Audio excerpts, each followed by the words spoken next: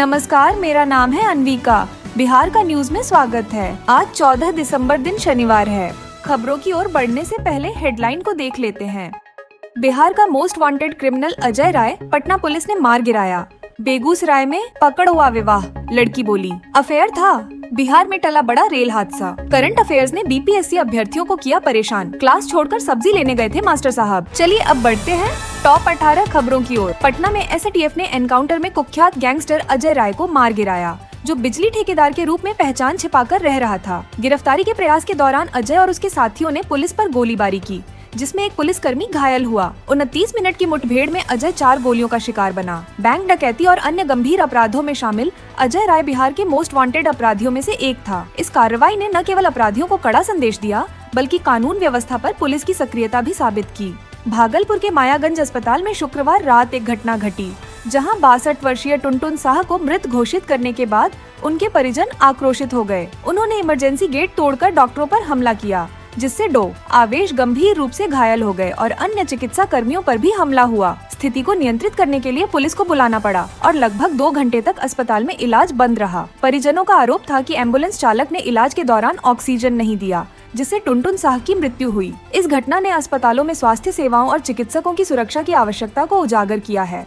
70वीं BPSC प्रारंभिक परीक्षा के दौरान प्रश्न पत्र के संबंध में फैली अफवाहों ने कई अभ्यर्थियों को निराश कर दिया। परीक्षा के प्रश्न अपेक्षाकृत सरल थे और कक्षा 9वीं और 10वीं की पाठ्य पुस्तकों पर आधारित थे, जिससे छात्रों को तैयारी में मदद मिली। लेकिन अफवाहों ने उनके आत्मविश्वास को प्रभावित किया। लगभग 3,25,000 छात्रों ने परीक्षा दी, जबकि कुल 4,80,000 ने आवेदन किया था।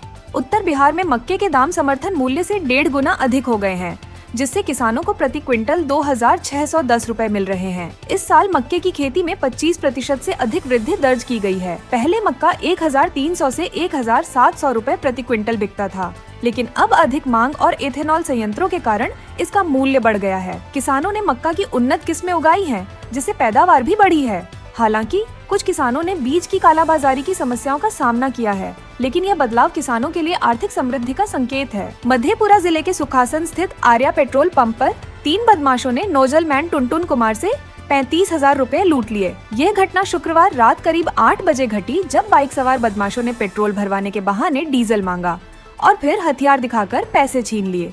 घटना का सीसीटीवी फुटेज सामने आने के बाद पुलिस ने तुरंत जांच शुरू की। थाना अध्यक्ष विमलेंदु कुमार ने बताया कि बदमाशों को जल्द गिरफ्तार कर लिया जाएगा। इस घटना ने स्थानीय लोगों के बीच डर का माहौल पैदा कर दिया है और सुरक्षा चिंताओं को बढ़ा दिया है। Katihar Patna intercity express train में 14 दिसंबर को ब्रेक शू से धुआं निकलने की घटना हुई, जिससे यात्रियों में अफरा तफरी मच गई। धुआं देखकर यात्री ट्रेन से बाहर निकलने लगे और रेलवे अधिकारियों ने स्थिति को नियंत्रित करने के लिए निरीक्षण दल भेजा। यह पहली बार नहीं था, इससे पहले भी 6 नवंबर को एक घटना घटी थी। रेलवे कर्मचारियों ने धुएं के स्रोत की जांच शुरू कर दी है और भविष्य में ऐसी घटनाएं न हो, इसके लिए सभी आवश्यक कदम उठाए जाएंगे। इस घटना ने रेल यात्रा की सुरक्षा पर सवाल उठाए हैं और सुरक्षा उपायों को मजबूत करने की आवश्यकता को उजागर किया है।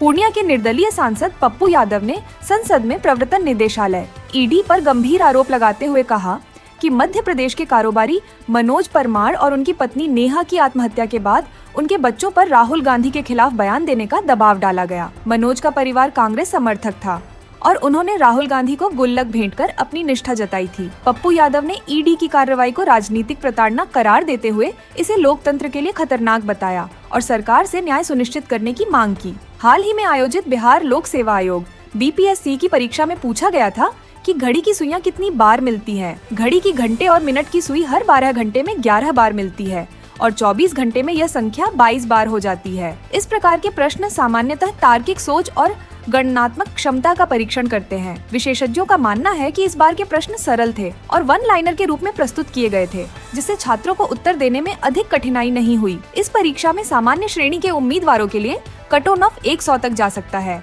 जो पिछले वर्षों के मुकाबले उच्च है। इसलिए उम्मीदवारों को सही रणनीति के साथ तैयारी करनी चाहिए, विशेष रूप से घड़ी की सुइयों और सामान्य ज्ञान से संबंधित प्रश्नों के लिए। बेतिया में जीजा के भाई अनुज कुमार ने अपने साले सौरभ कुमार राव की हत्या कर दी। यह विवाद सौरभ की छोटी बहन के साथ अनुज के अफेयर से उत्पन्न हुआ था। हत्या के बाद अनुज ने हमले की झूठी कहानी बनाई, लेकिन पुलिस जांच में यह साजिश उजागर हो गई। पुलिस ने पाया कि यह हत्या पूर्व नियोजित थी और अनुज पहले भी जेल जा चुका था। इस घटना ने पारिवारिक विवादों और सुरक्षा व्यवस्था पर सवाल उठाए हैं। मधुबनी के एक सरकारी स्कूल में शिक्षक क्लास छोड़कर सब्जी खरीदने गए, जिससे बच्चों को फर्श पर बैठना पड़ा। शिक्षा विभाग के ACS डॉक्टर S. सिद्धार्थ ने वीडियो कॉल पर यह स्थिति देखी और टोला सेवक से सवाल किया। टोला सेवक ने बताया कि सभी शिक्षक सब्जी लाने गए थे। ACS ने इस लापरवाही पर गंभीर प्रश्न उठाए और लापरवाह शिक्षकों के खिलाफ सख्त कार्रवाई का आश्वासन दिया। यह घटना शिक्षा व्यवस्था की चिंताजनक स्थिति को उजागर करती है। बेगूसराय में एक चौंकाने वाला पकड़वा विवाह का मामला सामने आया है, जहां एक BPSSC शिक्षक को उनकी प्रेमिका गुंजन के परिवार ने जबरदस्ती पकड़कर मंदिर में शादी करवा दी। गुंजन का आरोप है कि 4 साल के प्रेम संबंध के बाद अवनीश ने शिक्षक बनने के बाद शादी से इनकार कर दिया। 13 दिसंबर 2024 को गुंजन के परिवार ने अवनीश को मजबूर कर शादी करवाई, लेकिन शादी के बाद अवनीश और उसके परिवार ने गुंजन को अपनाने से मना कर दिया। गुंजन ने महिला थाना में न्याय की गुहार लगाई है। इस घटना ने समाज में पकड़वा विवाह और पारिवारिक संघर्षों पर चर्चा को जन्म दिया है। बिहार में ठंड का प्रभाव तेजी से बढ़ रहा है और मौसम विभाग ने आने वाले दिनों में तापमान के 10 डिग्री सेल्सियस से नीचे गिरने की संभावना जताई है। 16 दिसंबर से शीतलहर के आसार हैं, जिससे सुबह और शाम की ठंड और गंभीर हो जाएगी। कम तापमान से स्वास्थ्य समस्याएं, खासकर बच्चों और वृद्धों में बढ़ने की आशंका है। नागरिकों को गर्म कपड़े पहनने, आवश्यक सावधानी बरतने और स्वास्थ्य समस्याओं पर तुरंत ध्यान देने की सलाह दी गई है। ठंड का यह दौर दैनिक जीवन और स्वास्थ्य दोनों पर चुनौती बन सकता है। बिहार में भागलपुर जमालपुर रेलवे खंड पर एक मालगाड़ी कपलिंग खुलने से 2 भागों में बंट गई, जिससे बड़ा हादसा टल गया। ये घटना खड़िया पिपरा हाल्ट के निकट हुई, जहां मालगाड़ी 80 किलोमीटर प्रति घंटे की रफ्तार से चल रही थी। ड्राइवर और गार्ड की सजगता से हादसा टल गया और रेलवे अधिकारियों ने तुरंत ट्रेनों का परिचालन रोककर स्थिति को नियंत्रित किया। घटना स्थल पर रेलवे कर्मचारियों ने निरीक्षण कर कपलिंग खुलने के कारण का पता लगाया। अररिया के एक गाँव में पति संतोष यादव ने अपनी पत्नी लूसी देवी को अवैध संबंधों के विरोध पर जिंदा जलाकर मार डाला। 2018 में हुई शादी के बाद से लूसी को उसके पति और भाभी से मानसिक और शारीरिक प्रताड़ना मिल रही थी और उसने इस संबंध का विरोध किया था। बुधवार की रात संतोष ने विवाद के दौरान लूसी पर पेट्रोल छिड़ककर उसे जलाया। लूसी को अस्पताल ले जाया गया, लेकिन वह 24 घंटे तक जिंदगी और मौत के बीच संघर्ष करती रही। इस मामले में पुलिस ने संतोष और उसके परिवार के खिलाफ मुकदमा दर्ज किया है, लेकिन सभी आरोपी फरार हैं।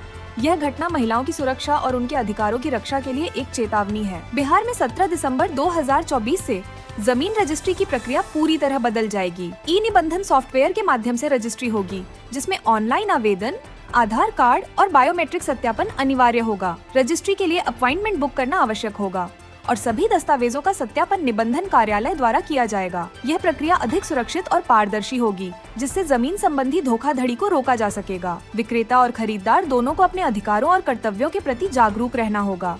जहानाबाद में एक सफाई कर्मी लल्लू डोम को चाय की दुकान पर एक छोटा सा अनुरोध करने पर बेरहमी से हत्या कर दी गई। जब लल्लू ने पानी पीने के लिए मग उठाया तो दुकानदार ने इसे अपमानजनक समझते हुए उसे पत्थर से मार डाला। घटना के बाद स्थानीय सफाई कर्मियों ने दुकानदार की पिटाई की और स्थानीय लोग विरोध में सड़क जाम कर दिए। पुलिस ने तुरंत कार्रवाई की और मामले की जांच शुरू की। साथ ही मृतक के परिवार से शिकायत प्राप्त करने के बाद उचित कार्रवाई का आश्वासन दिया। यह घटना समाज में समानता और सम्मान की आवश्यकता को उजागर करती है, खासकर जाति और सामाजिक स्तर के भेदभाव को लेकर।